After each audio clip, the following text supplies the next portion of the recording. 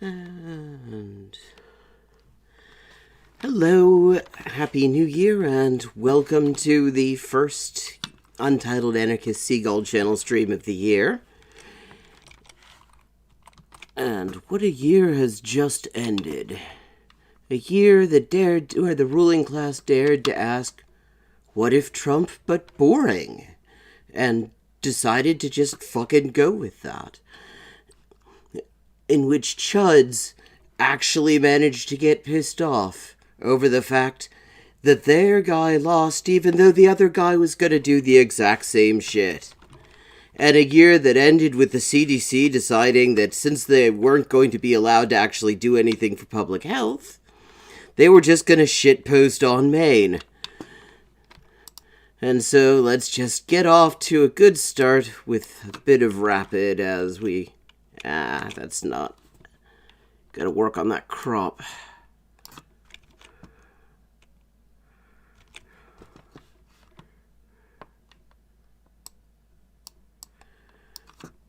Coltron, I think I've seen you here before, is that right?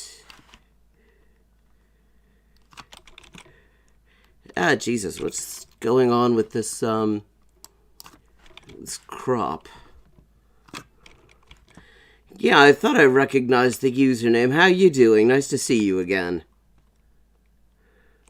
Bear with me on this whole cropping thing. It's not quite going the way it is meant to.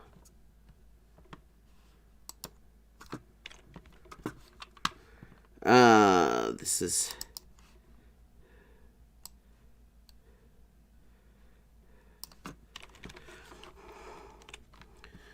You had to work New Year's?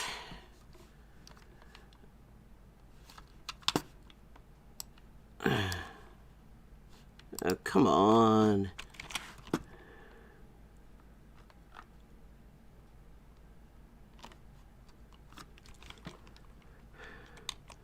What kind of work do you do? Okay. Some Scandinavian action. Well, OT does have its benefits.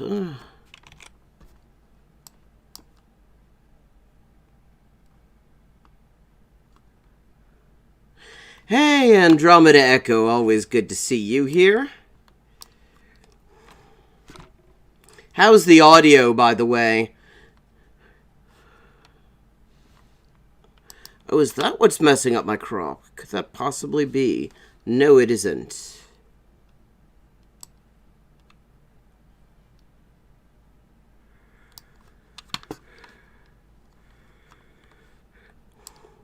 Music isn't too loud?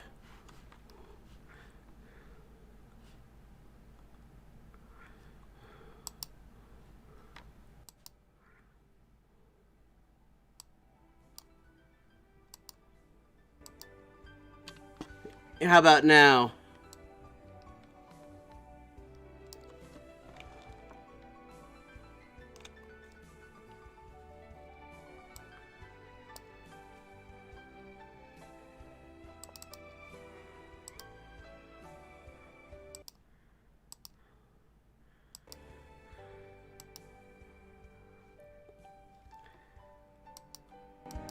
Now?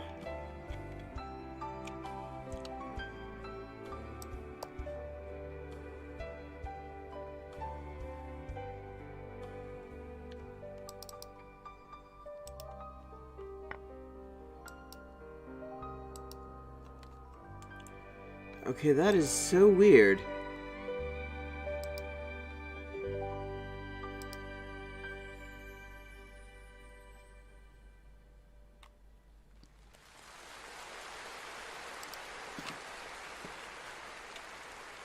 Oh, finally, we've got something approaching the crop that I was going for. Schließen.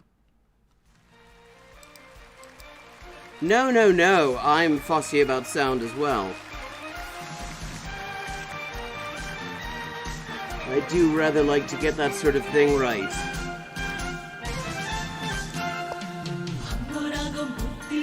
Oh, good to hear. Perfect. And how was your new year? 단순해 인도 세운데 군용하는 내 저국다 그 거리를 바라보아 바로 솟구치는 우리 힘 하늘에 닿네 기적을 떨치자 세계가 우러러 보네 용맹을 떨치자 민족의 자존심 높이 내려라 초라지 한국의 비용을 떨치 Okay, we got the whole board showing now, which is what I was going for. 마의 날의 표고 세상을 놀래우며 신비로운 속도로 I just celebrated in the living room with my mother and her husband. We watched Single all the way, and I had a Jack Daniels with Dr. Pepper, which I hadn't tried before, and it seemed like it might actually work, and it kind of does. Saving up all my parties for after this fucking pandemic is virtually over. It's a bit on the sweet side, but I added some lemon juice to it as well, and that was kind of perfect.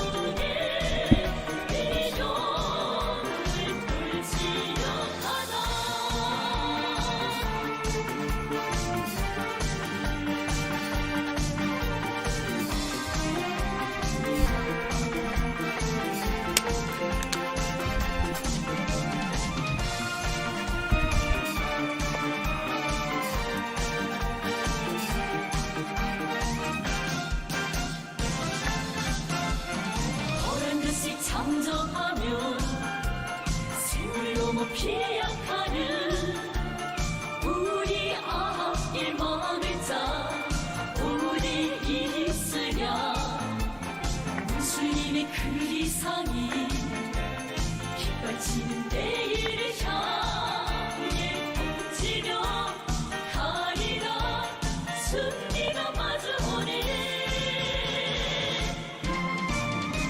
기적을 떨치자 세계가 우러러 보네 용맹을 떨치자 민족의 자존심 높이 내려라 초라지 한국의 비용을 떨치려 가자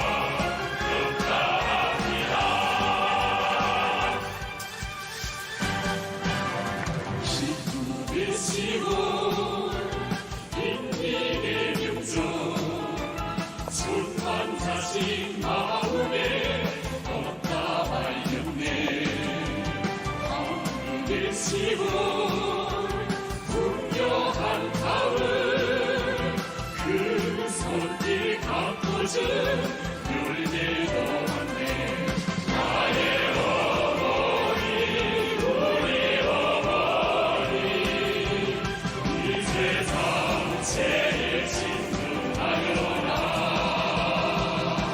조선 너돈다 어머니 생일 10월 명절 축하합니다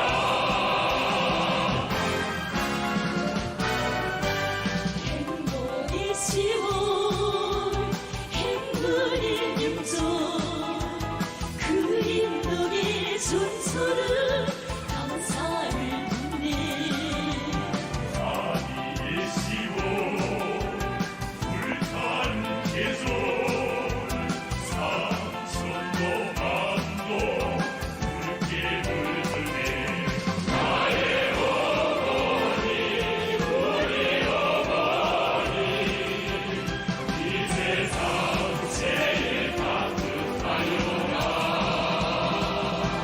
조선 너돈다 어머니 생일 10월 명절 축하합니다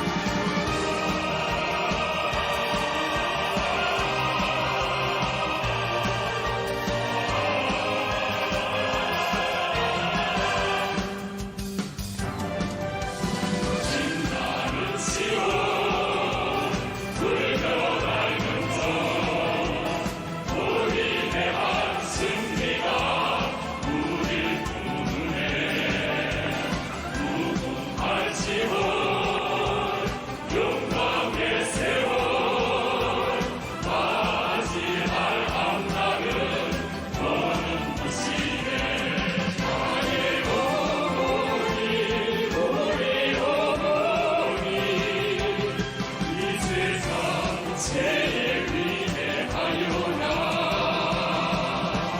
조선 너돈다 어머니 생일 10월 명절 축하합니다 10월 명절 축하합니다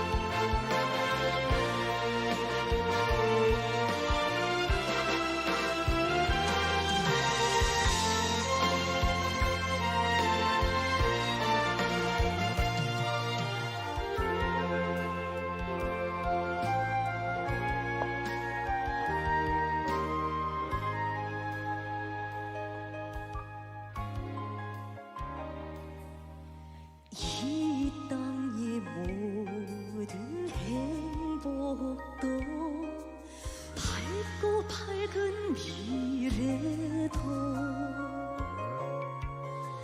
은혜로운 손길 아래서 끝없이 펼쳐지어라 어머니라 부르는 조선로는 강이 있기에 세상 넓어도 부러움없어라 아 그대 품에서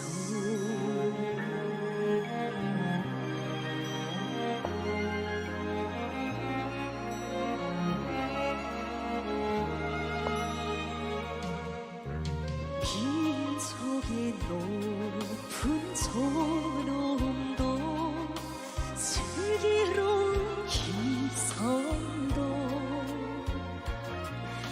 향도 하린 그신 옷세요 둘이의 깃발치어라 어머니라 부르는 조선노동 당일이기에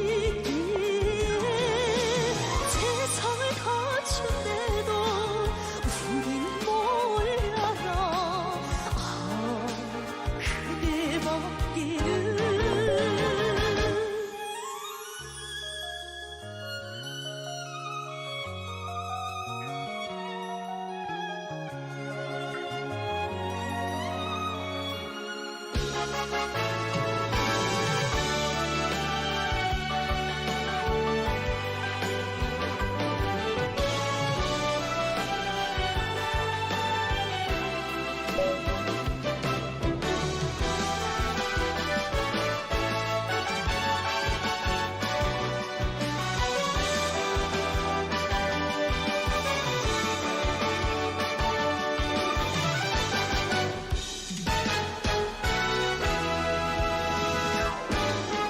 천만 시련 앞을 망가도 둥빛바람 분대가 그대만을 믿고 가는 길 우리는 두려움없어라 어머니라 부르는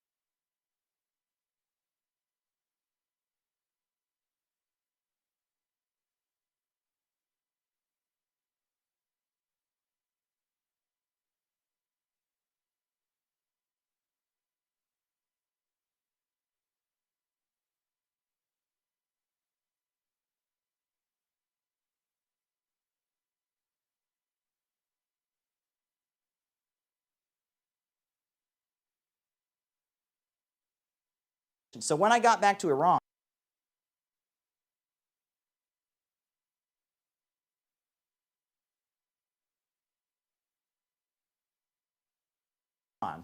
they gave me, I consider this to be a real honor to be trusted as an American. They took me to see the supreme leader of Iran.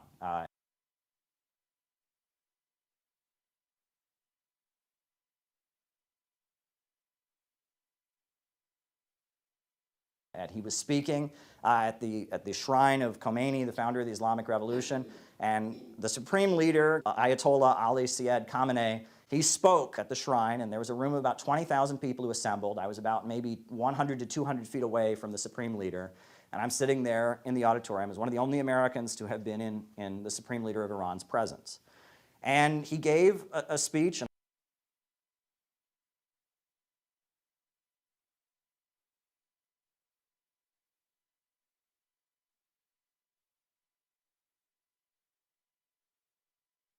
I had my translation earpiece in my ear and was listening to the translation. It was a very long speech about the Islamic Revolution of Iran, what it means. And he talked about how ISIS and the Wahhabi terrorists, that's one distortion of the Islamic faith. And he talked about how what he called westernized Islam that embraces capitalism and the Western system, how that's a distortion, how their interpretation was the true interpretation. He also, at one point in his speech, he said, we oppose the crimes of ISIS and the crimes of police brutality in the United States because they're both the same. He actually said that in his speech. That was pretty powerful.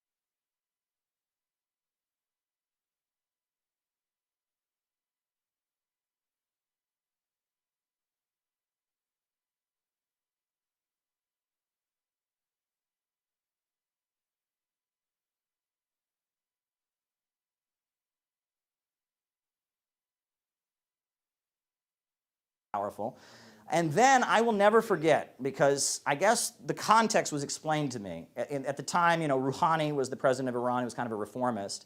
And one of Rouhani's allies had said that we should stop calling America the Great Satan. And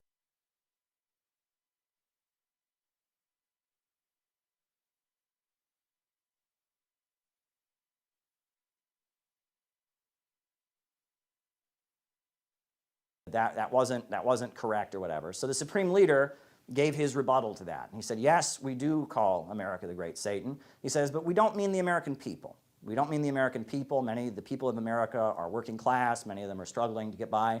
When we say America is the Great Satan, we're talking about the system. We're talking about the system of imperialism that grinds countries into poverty, that beats people down, that starves people across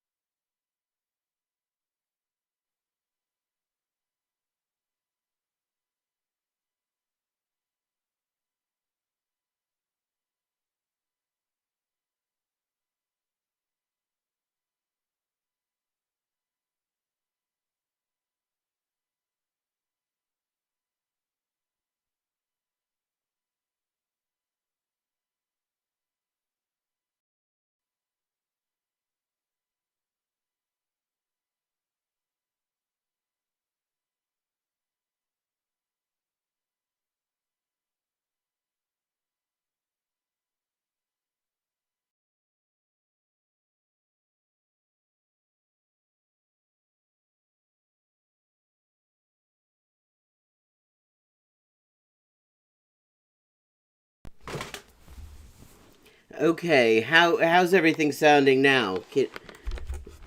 I was noticing on OBS it wasn't showing. It was showing non-responsive too. And how's the audio of the video that... I didn't even notice how long I'd been going without... Here, that's probably way too loud at this point.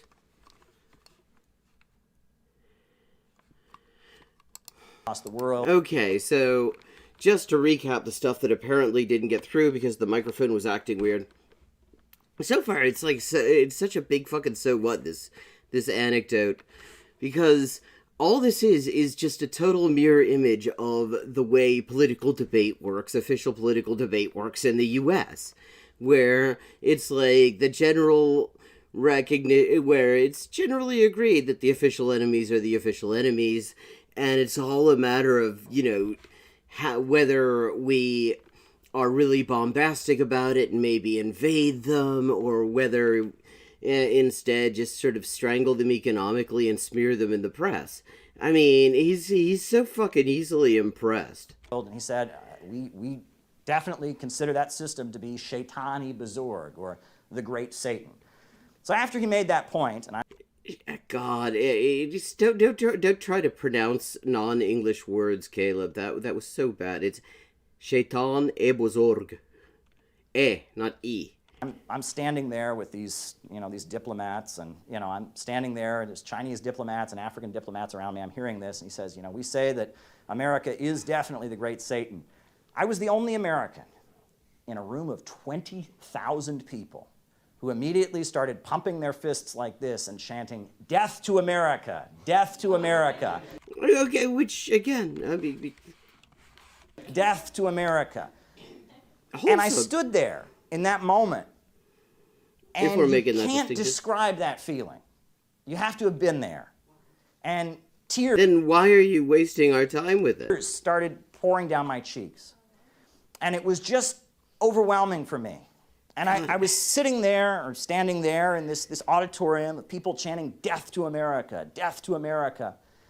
And I'm standing there, and I thought, what a crime it is that this is what our country means to people all over the world. How dare the people that run this country call themselves America? How dare they? Well, I mean, because that is what America has been about ever since the invaders started calling it America. I mean, this is a little bit like when people you get these, like, Christian liberals, and they're like, they call reactionary, genocidal Christians so-called Christians. But the thing is, I mean, Christianity has about a 2,000-year tradition of being reactionary and genocidal, so I think that they own it at this point. I think that that's just what... that gets to be what Christianity is. If you want to make something better of it, you've got to at least acknowledge that it sucked until now. I mean, and it's the same thing with this. I mean, there wasn't some sort of moment where America was a good thing. I mean, there was a time when it was internationally irrelevant, except to the indigenous people that it was slaughtering and the Africans that it was enslaving. But there wasn't a time when everybody fucking loved it and it wasn't doing anything horrible. That's just, I mean... Right. These big corporations, these banks, these monopolies that bomb countries and grind people into poverty, how dare they call themselves America? How dare they? Because they're the people, the class that founded the fucking country, dude. They weren't chanting death to my family. They weren't chanting death to the people in my neighborhood and my community. They identified America with policies that have actually been destroying America. It's because of the policies of these same corporations that push us to be hostile to Iran and hostile to Venezuela, the military-industrial complex, the big, huge banks. It's because of them. It's interesting. When he gets into this sort of thing, he really kind of avoids even pretending to be Marxist. I mean, yeah, there's kind of a class analysis if you squint the right way, but not really. Because of them that they're unpaving the roads in Ohio and Pennsylvania and places like that. It's because of them that the power grid in Texas collapsed and left people in the cold in the winter. And these same multinational corporations that are beating down and destroying people, they are also destroying the United States and the working people of the United States. This guy is going to run for Senate as a fucking Democrat in the next 10 years. Just look at this outfit. That is a junior senator outfit. He's got fucking dock arrows. Working class, black, white, Arab, Asian, Latino, all of us here, the working class of the United States, we have a common destiny with the people of the world in the struggle against imperialism, the global monopoly capitalist system. We have a common destiny. There is a common destiny.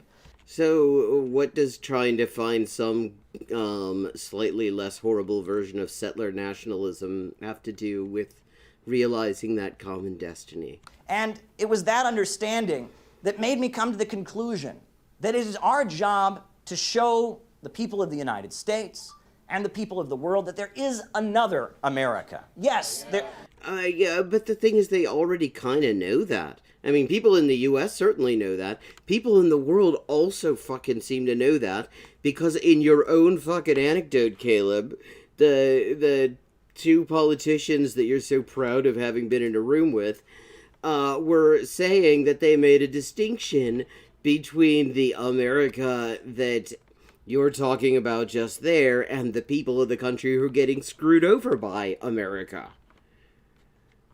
And I think if you talk to people in the U.S., and certainly if you look at the polls as well, yeah, people actually do make that distinction more than you'd think. It's not a matter of showing them so much as actually just goddamn well doing something about it. There's the America of slavery. There's the America of war. There's the America of empire. There's the America of George W. Bush and Joe Biden and Donald Trump. Yes, that America exists. But there's also the America of John Brown and Harriet Tubman.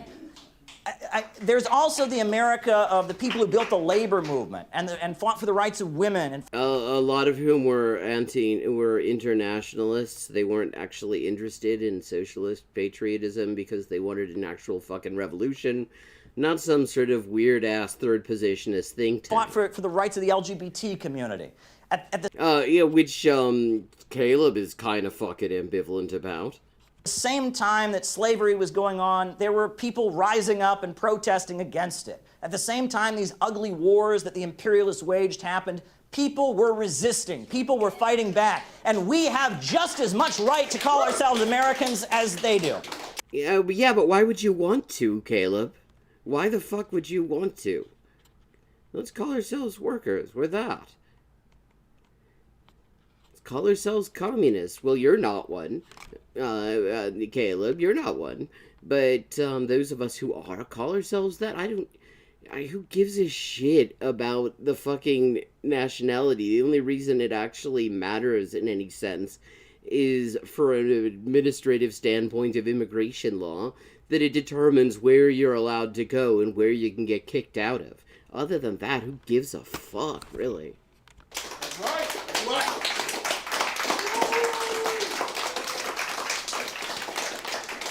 And it is a huge mistake for us to hand over the identity of what it means to be an American to the imperialists and the war makers.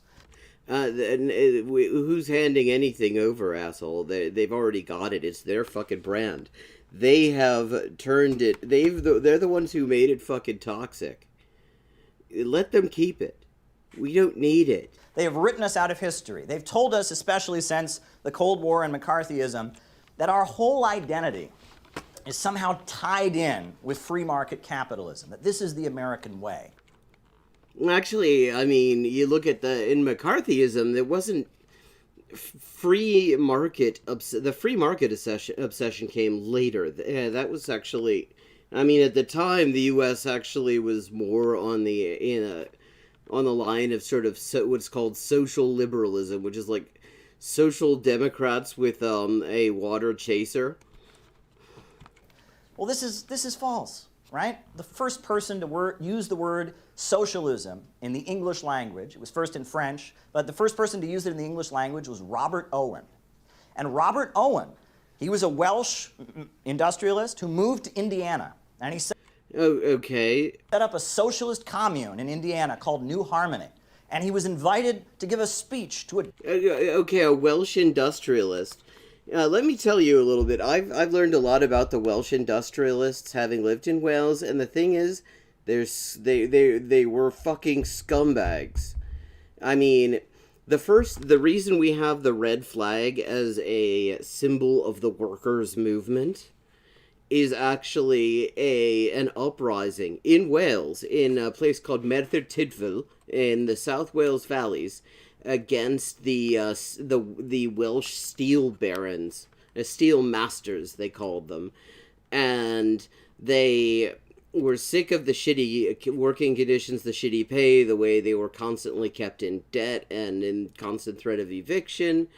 And they rose up in like 1833 or something like that. And their symbol ended up being the red flag. So a Welsh industrialist, I mean, how much fucking blood did he have in his hands before he decided to become a fucking settler? Joint session of Congress explaining what socialism was. Furthermore, there was He never should have told them. That clearly wasn't a good idea. He should have just kept that a secret from him, so we could have just sprung that shit when we were ready. Socialist in U.S. history who actually wrote some very, very radical words back in 1892. And also, what's the point of saying, how dare they call themselves America? Because the first person to use the word socialism in the English language was Welsh. Like, there are sequiturs, and there is that. I'm going to recite those words right now because I have a feeling that some of you probably have heard them before. These are some very radical words from a very radical socialist. You ready? I pledge allegiance to the flag of the United States of America. Yeah, no, fuck that. Jesus Christ. And to the republic for which it stands, one nation, indivisible, with liberty and justice for all. The Pledge of Allegiance was written by a socialist. No, maybe they were a socialist at some point before or after they wrote that, but writing that fascy shit that the U.S. has in common with basically the countries that lost World War II and pretty much nobody else, he wasn't doing a socialism there. I mean, that is the most fucked up thing. I mean, I have to say, when I actually, as an exchange student, went to schools in Germany and Japan, one of the things that was just an absolute breath of fresh air was not having to swear loyalty to the fucking state every morning. Yeah, I mean, I just kind of, that had already seemed creepy to me to begin with. But Jesus His name was Francis Bellamy, and he was a Baptist minister in addition to being a socialist, right? Imagine that. Right? Yeah, what kind of socialist? I have to look this up now because I've never heard anyone claim this fool was a socialist. Francis. Oh, see, Christian socialism. Okay. Bellamy was forced from his Boston for preaching against the evils of capitalism. Okay, I'm just reading the Wikipedia entry as the first thing that came up. So I was curious if there was anything to this. Okay, Jesus. He wrote he did public education classes with topics such as Jesus the Socialism and what is Christian socialism and socialism versus anarchy, which shows he maintained the tradition of non-anarchist tendencies to not know anything about anarchism.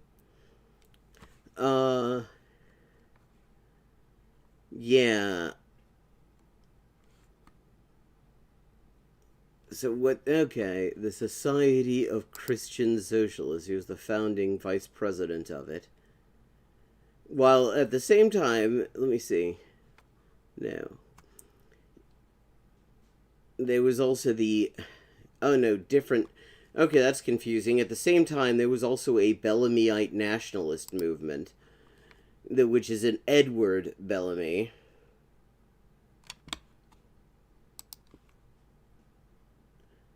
Okay. So we have the Nationalist Club forming, okay, and the socialist based in Cincinnati. Interesting.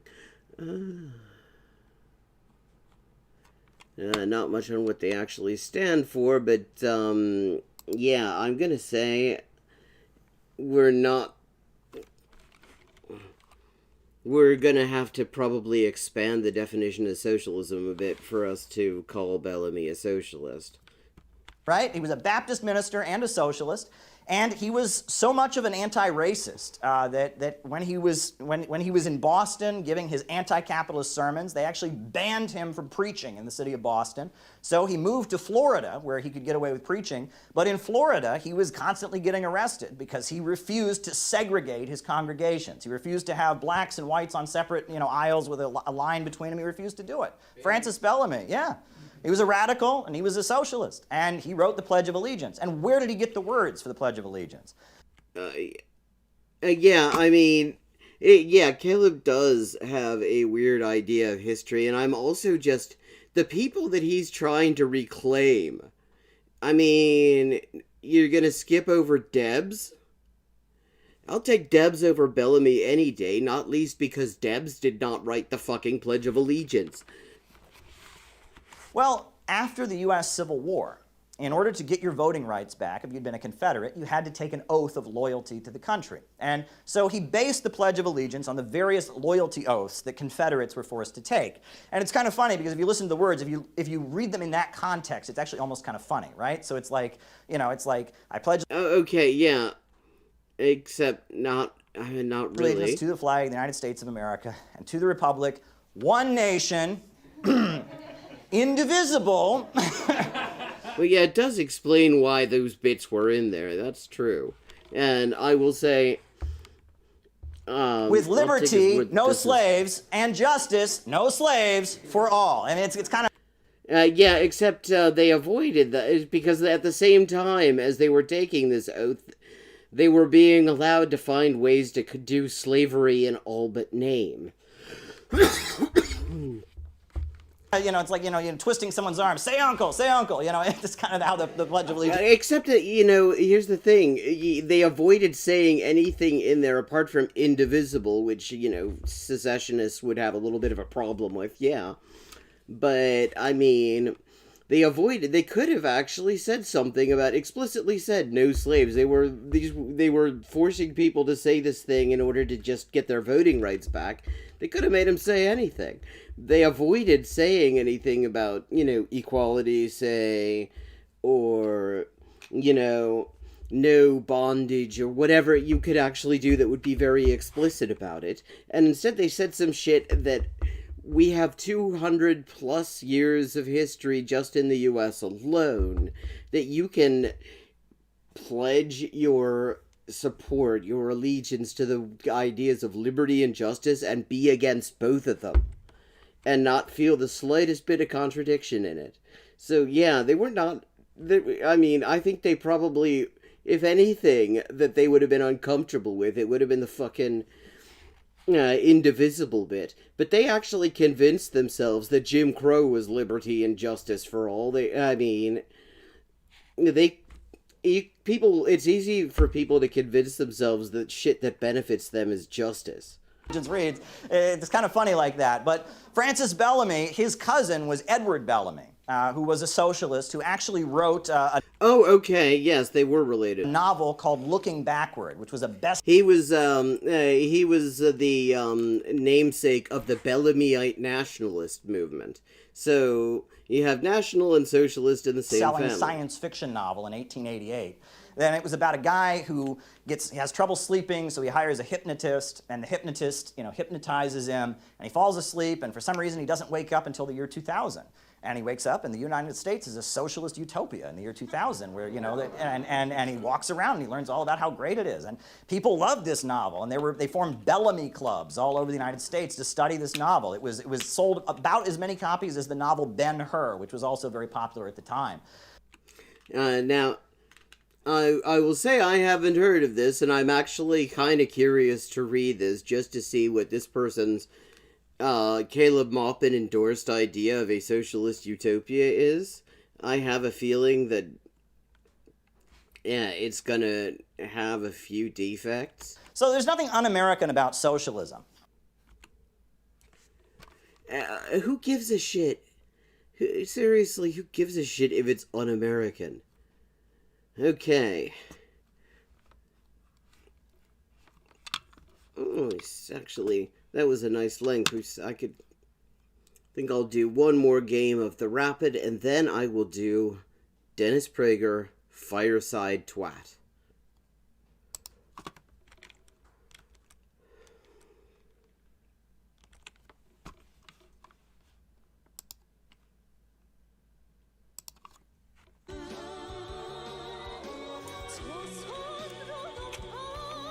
Let me know if I need to adjust the audio. 세상이 뒤집혀도 함께하리라.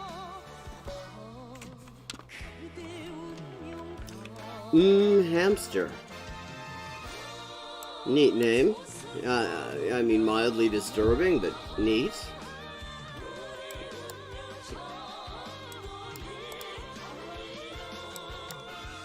같이 아름다운 우리를 빛노라.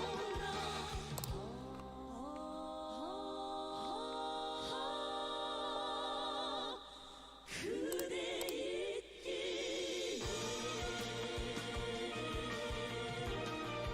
God.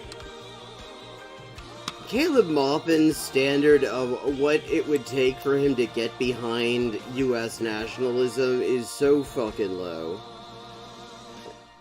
I mean, the kind of people that he lionizes and identifies his political project with are like Huey Long and FDR. It's like, yeah, no, they both sucked.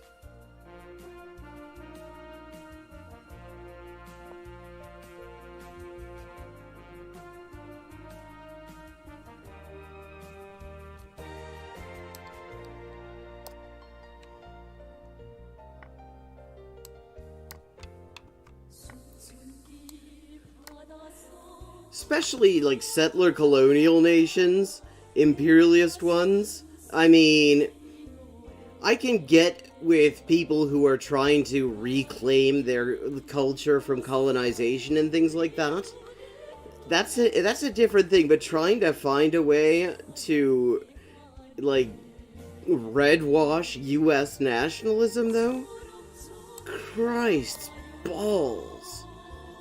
I mean, that is not a project that anyone should be wanting to undertake.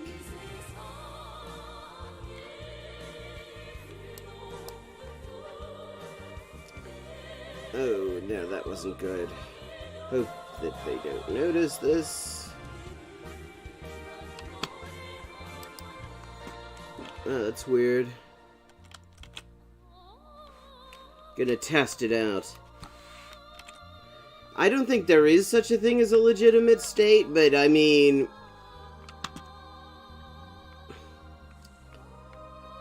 there are definitely some that are more illegitimate than others.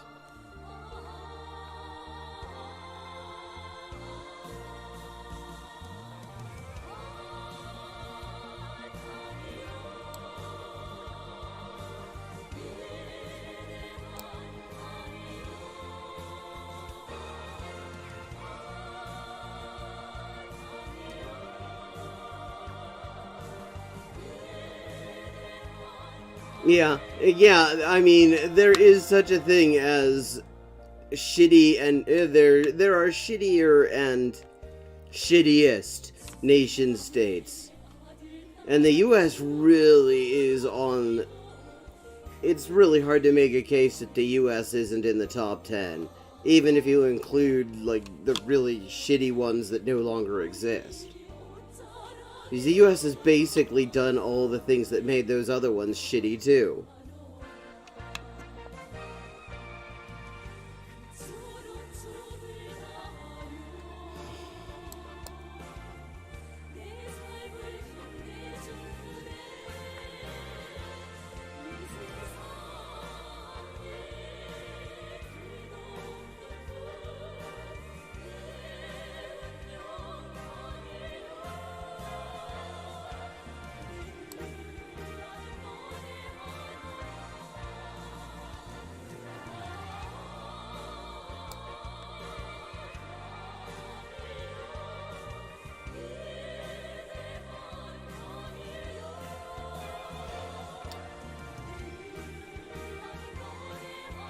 I mean, capitalist bourgeois states, they're like Hoovers.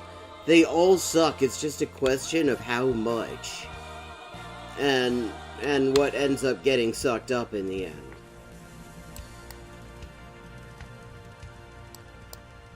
But yeah, the US is like the Dyson. It just never loses suction.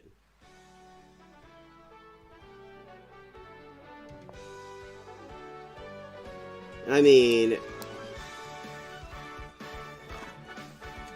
God, if anything, it just keeps gaining suction.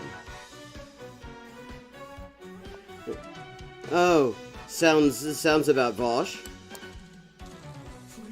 물기 속에서 강소리 달려대듯이 이름 속에서 우린 또 강해지요라.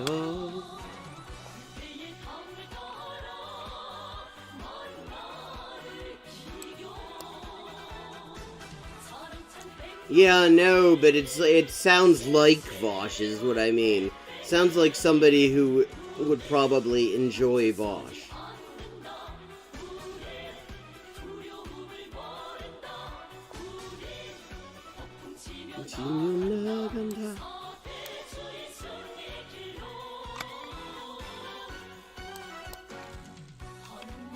Oh, no. I dig.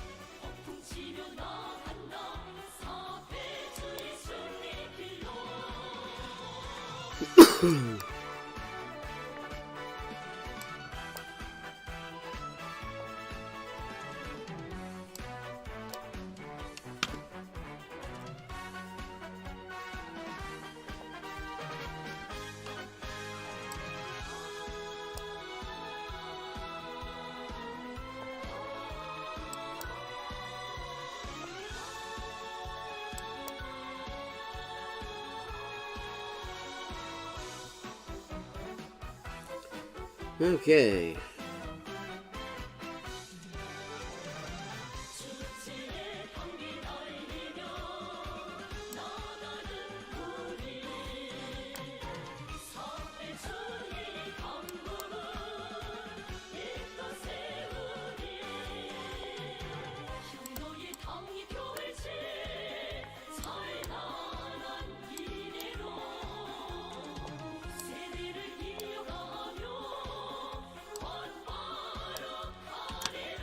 Okay, yes.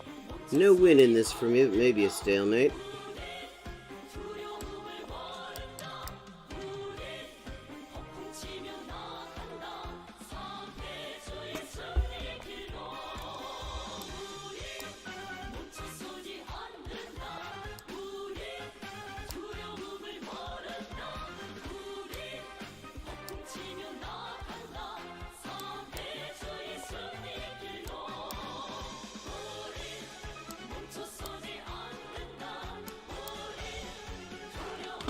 Now saw this.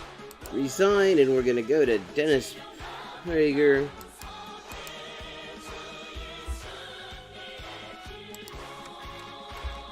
GG.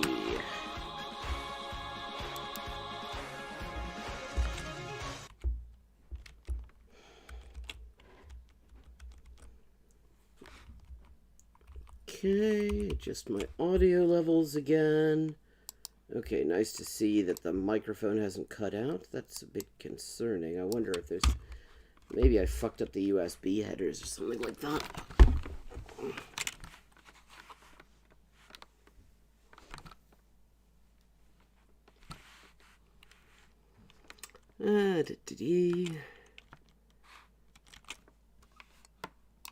Hello, everybody. I'm Dennis Prager, and this is Fireside Chat number 218. Dennis, a Jew loves Christmas. We have to claim this prick? No. See, we need excommunication, okay? I mean, we got too many fucking, like, prominent assholes and we can't get rid of them? That's fucked. I mean, and then you get the assholes who find some other assholes who will let them convert just so that they can be Jewish assholes. Like, there's a Nazi in Germany was a candidate for parliament in the new Nazi party, and he went to Israel for a while, joined the army, killed some Palestinians, got to convert, and now he came back, and now he's making a career as the Jewish Nazi.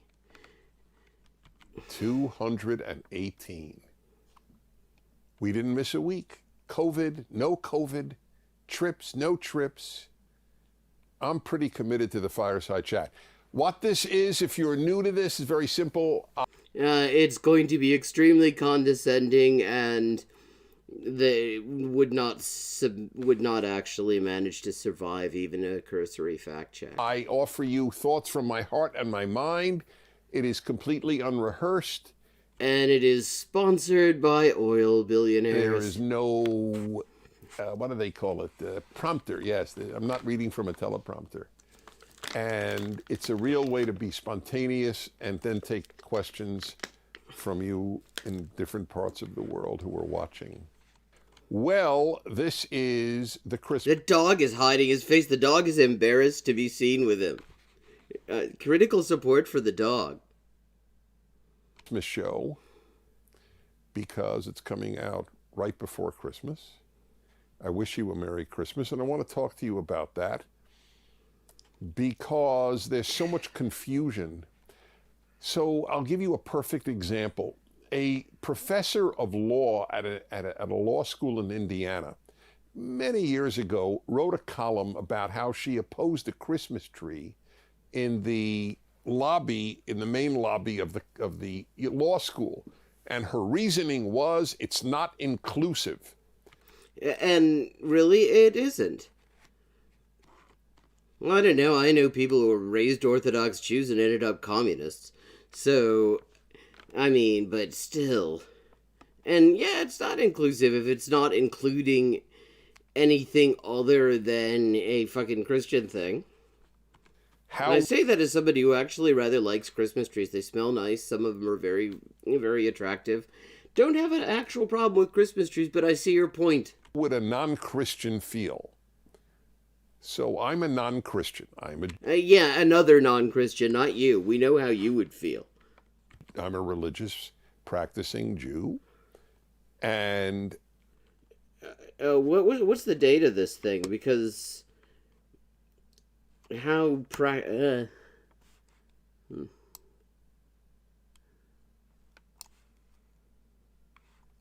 just kind of curious if he actually takes Shabbos off. I love a Christmas tree in the lobby of my school, and I love Christmas music, and I love Christmas. Oh God, yeah, no, fuck Christmas music. I mean, one of the few things that I will quote Christopher Hitchens on is he once said that Christmas time, with that Christmas music is on there torturing the fucking, torturing all the retail workers who have to sit there and listen to it over and over and over again. He said it is sort of like a taste of what it might be like to be in what he called a one-party state. And I have to say, actually, no. Because I know of quite a few one-party states who actually have more diverse music than that. I mean, even North Korea offers more stylistic diversity than you get, you know, from about, the 1st of November these days until New Year's in the U.S.? Yeah, no, fuck Christmas music. And I will explain why on all of these matters. And I'm crazy about Christmas music. It puts me in a good mood. I normally listen to classical. It puts him in a good mood, probably specifically because it's torture to retail workers and makes their ears bleed. 50s rock and roll, and a smattering of jazz and a whole host of other things. I love music. Yeah, somebody on XKCD, they did a thing where they looked at the year the most commonly played Christmas songs in the U.S. first came out. And it turned out it was all basically between about 1950 and 1959. And so it's basically what Christmas music is in the U.S. is just reenacting boomers' childhoods. Music. But in this season, I listen to Christmas carols, Christmas music, and I love it. It puts me in a good mood. So why would that be? If I'm not a Christian, why would I love Christmas? So Well, you're getting I'll paid put it to to. you in a different way and then answer it. Why wouldn't I love Christmas? It's what does the song go? It's the happiest season of them all, right? Isn't that one of the famous songs? It really I is. thought I resigned. And you Oh, know I when I accidentally learned dropped. this will, I hope, interest you. So when I was 20 years old, I studied in England. My third year in college, I was in England, and I won a wonderful award from my college to study abroad. They paid for the whole year, and they gave me a stipend. I was very lucky. They Okay, and the English people that you were inflicted on less gave it to so. one student, and I was very lucky to receive it. So I went to England, and with the money that they would give me every week, I would save up and then take trips. So during Christmas vacation, and at that time it God, was called this guy Christmas is. vacation. Listen to that. I mean, this is the guy who tells us that today's students have it too easy. He got a not only a bursary to study internationally, full ride on that, but a fucking stipend that so completely went beyond his daily needs that he could use it to fucking travel. And given his age, I'm guessing that it was back still in the days of British Rail, which means it would have been cheaper to travel because the rail fares did not go up yet the way they did with privatization. Which is exactly what it should be called because that's what it is. I'll get back to that too. I went to Morocco the cheapest way I could by train and by boat. First the boat across the English Channel, then a boat from the bottom of Spain over to Morocco. I mean, of course, I could have flown, in like 90 minutes, but I didn't have the money for a flight. So I went by train and boat to Morocco. Why did I go to Morocco? Because I wanted at a very early age to go to every country in the world. So far, I've been to 130. I still That's really they all sent him back though. have about 70 to go. And it gets harder and harder, I must say, once you've reached 130. Anyway, went to Morocco, spent 2 weeks in Morocco alone. Traveling alone is awesome. You have the most intense experiences. I do have to say this. I agree with him on. I hate to be saying that. I don't like to. It's uncomfortable agreeing with him on anything, but traveling alone rocks. I got a taste from it from a fairly early age. There's just something very nice about you, especially in the countries where you still get a compartment for your train, and sometimes you might actually have the whole compartment to yourself for a few hours, and you can just sit back and you can listen to your fucking music and just relax, and you're alone with your thoughts. And in the days before mobile phones, nobody could intrude on that. Because you can't look to a friend for cultural reinforcement. You have to adapt to the culture of the country. It's a very different experience traveling alone. It's more fun with somebody, but it's more intense when you do it alone. Anyway, I was alone. And I'm not actually surprised by this was, as I said, Christmas vacation. And it hit me. it. And also, call it Christmas vacation because that's what it is. What I mean, you're saying it's not winter? I mean, what exactly is wrong with calling it winter vacation? Christmas is not the only holiday that happens in the winter. It isn't the only holiday that necessarily happens during the fucking period of the vacation. So yeah, fuck off. All of a sudden, really hit me hard. I'm missing home. I hadn't missed home for 1 day in England. Why am I missing home? And I analyzed myself a great deal, and I needed to know what's bothering me. And I hit upon it. I'm missing Christmas. I'm missing the Christmas music and the Christmas trees, the Christmas decorations, the Merry Christmas that people said to each other. And I thought, wait a minute. I come from a religious Jewish home which didn't even have a Christmas tree. Why am No, didn't even. I missing Christmas? Then I realized, because it's awesome. That's why. It's a fantastic time of the year. I was in a Muslim country, and there was no Christmas. And that was an awakening to me, one of the many awakenings that I've had in my life. There are, incidentally, Arab Catholics all over North Africa. And that was one of them. I really missed Christmas. And I now miss Christmas in a different way because, of course, I knew it. We bet on whether Otto would get up and leave. Yeah, and once again, I find it. I find myself in agreement with Otto. Otto's bored with him too. I don't know why. We have a theory that he thinks it's lunchtime. Or I think he's just embarrassed to be seen with you. right. So it's sad. What can we do? Maybe I will note that Agad Matur's dog does not leave because Agad Matur is wholesome. Yeah, I mean, which is a weird kink as a fucking somebody raised Orthodox Jewish to miss having to miss Christian domination. Snoopy will come and sit there. Well, be that as it may, there really is a war on Christmas. To deny that is to Yeah, okay. is Where? to really do something very common and awful. Lie to yourself. Look, You mean sort of like you do every time you talk about COVID? here are some examples. Yeah, except... Yeah, I'm still live for another 16 minutes, in fact. Except Richard Dawkins grew up, it was raised Christian, and you can fucking tell. I mean, being raised Jewish and then missing Christian domination that is some weird ass kinky shit. Hey, Erica, good to see you.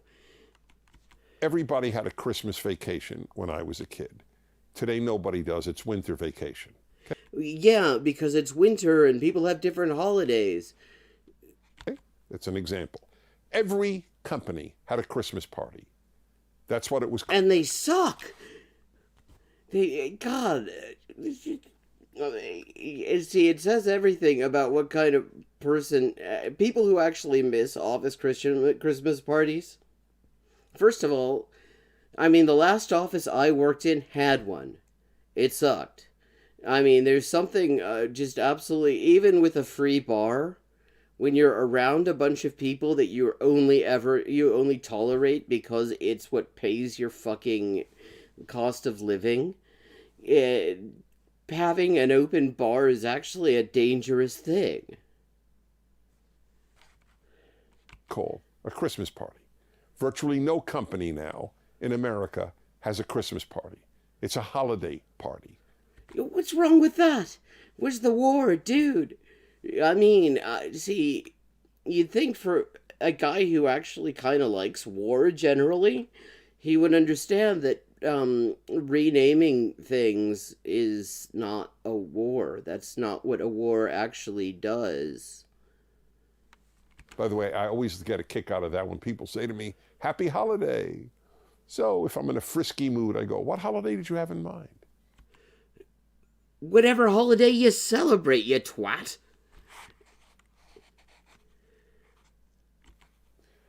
I get a kick out of that. Just to get them to say Christmas. Yeah, except they won't necessarily say Christmas. I mean, I don't really say Happy Holidays either, to be honest. I don't really say Merry Christmas, all that much either. I mostly just fucking say hi. But, I mean, I don't mean any specific holiday. If I were saying that, I mean, okay, that looks like some kind of weird-ass link spam, so we're blocking user on YouTube.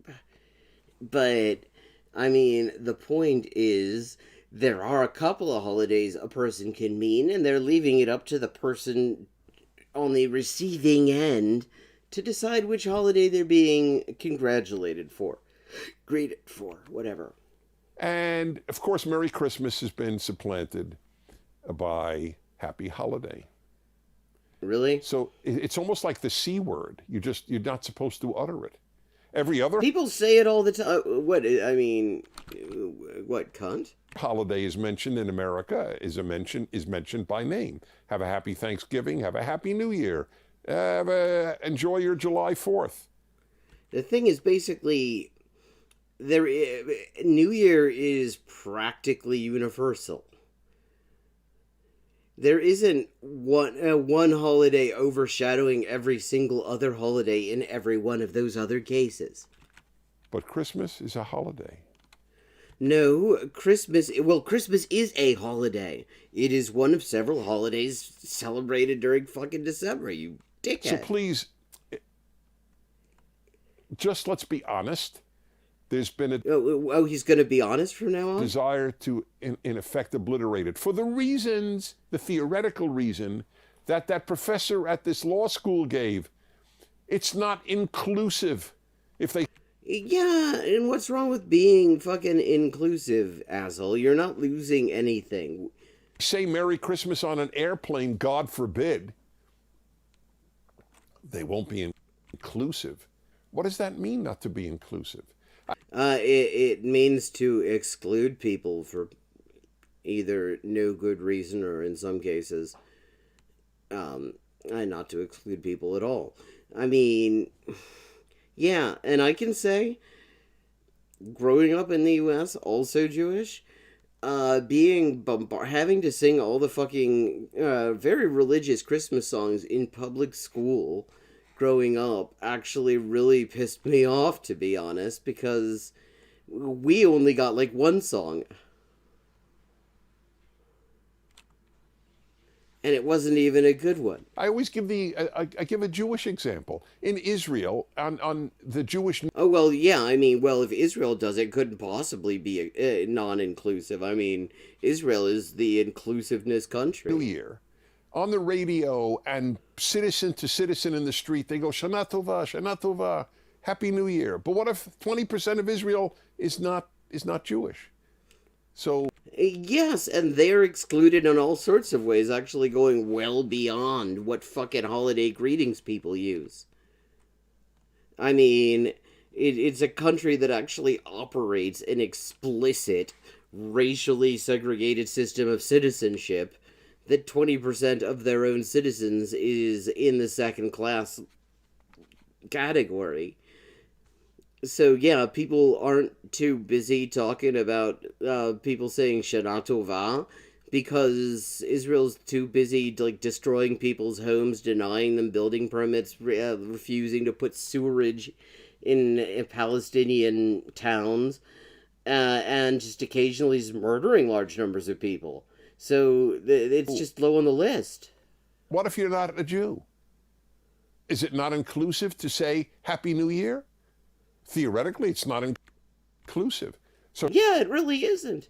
Although the thing is, there again, I mean, I'm trying to think if there's a major Muslim holiday going, or a Muslim holiday that has become major going on around the same time as Rosh Hashanah and Yom Kippur, and I can't think of any. I feel like I would have heard of something if there was some big Muslim occasion going on at the same time. And the reason it is not inclusive is because there are people who celebrate other things and not just don't celebrate Christmas, but also celebrate other shit. So should Israelis stop saying Shana Tova on the radio? Have people in the U.S. stopped saying Merry Christmas on the radio? I mean, I don't listen to much radio, but I have a feeling no. Every country has holidays.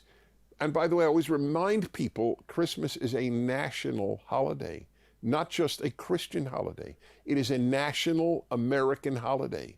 No, it fucking isn't. Except in the sense that it is a day off work.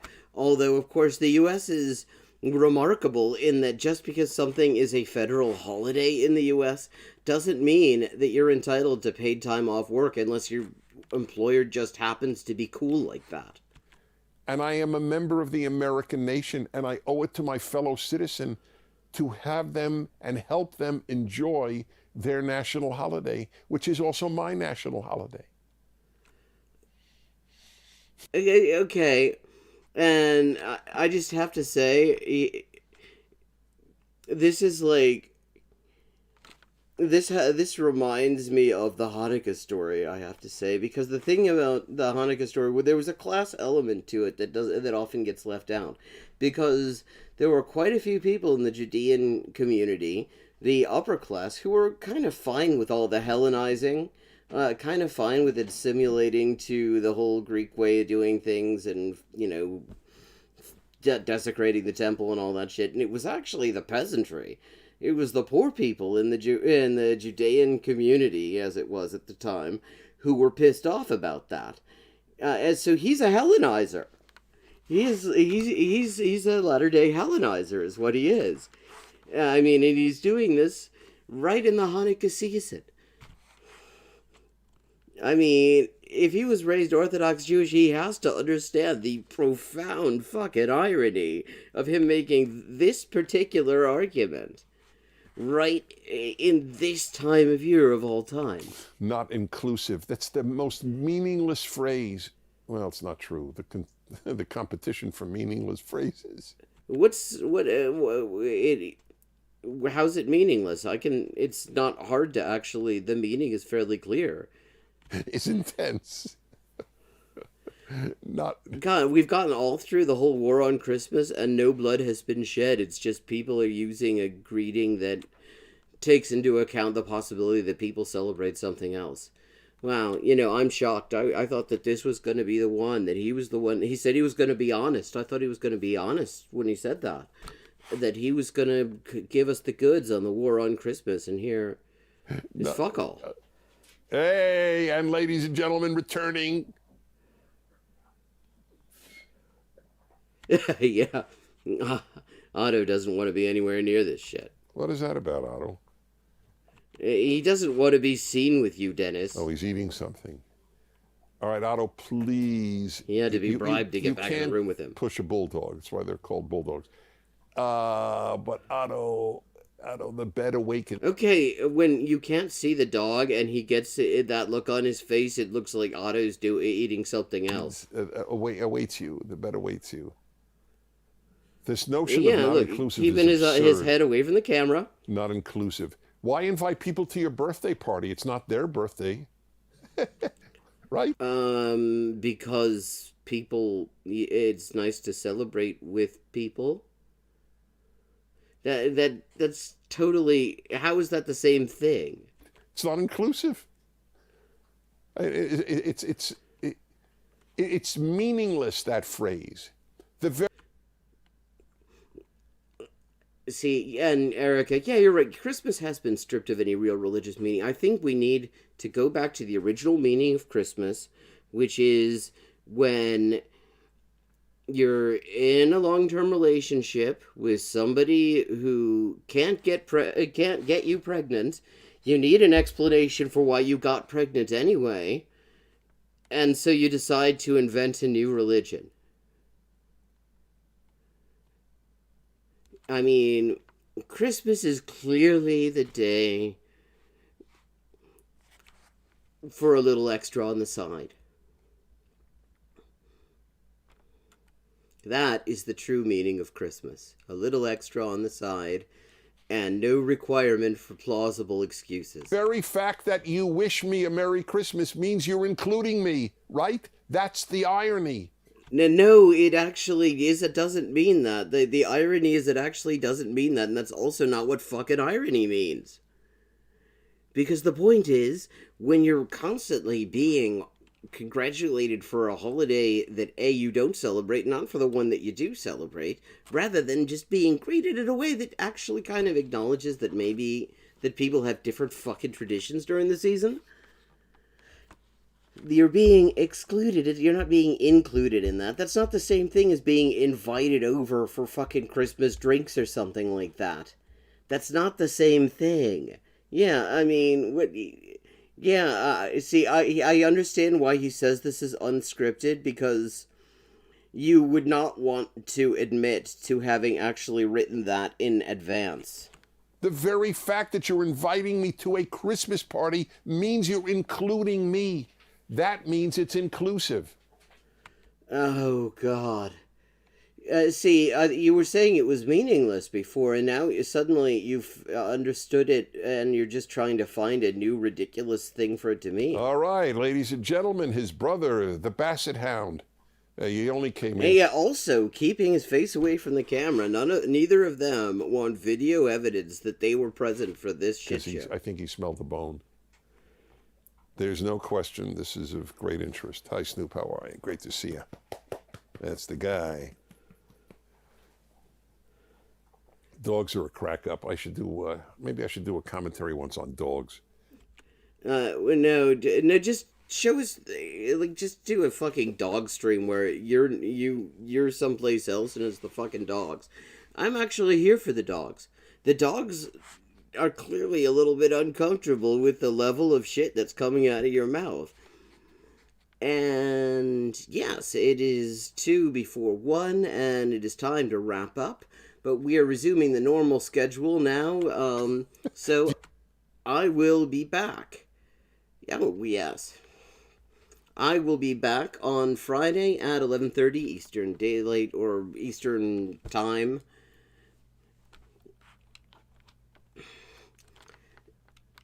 And I look forward to seeing you there. It was nice to see everybody back. I hope you all had a good holiday, whichever holiday it is, because the reason I say that is I don't know what fucking holidays people are celebrating. They don't actually tell me.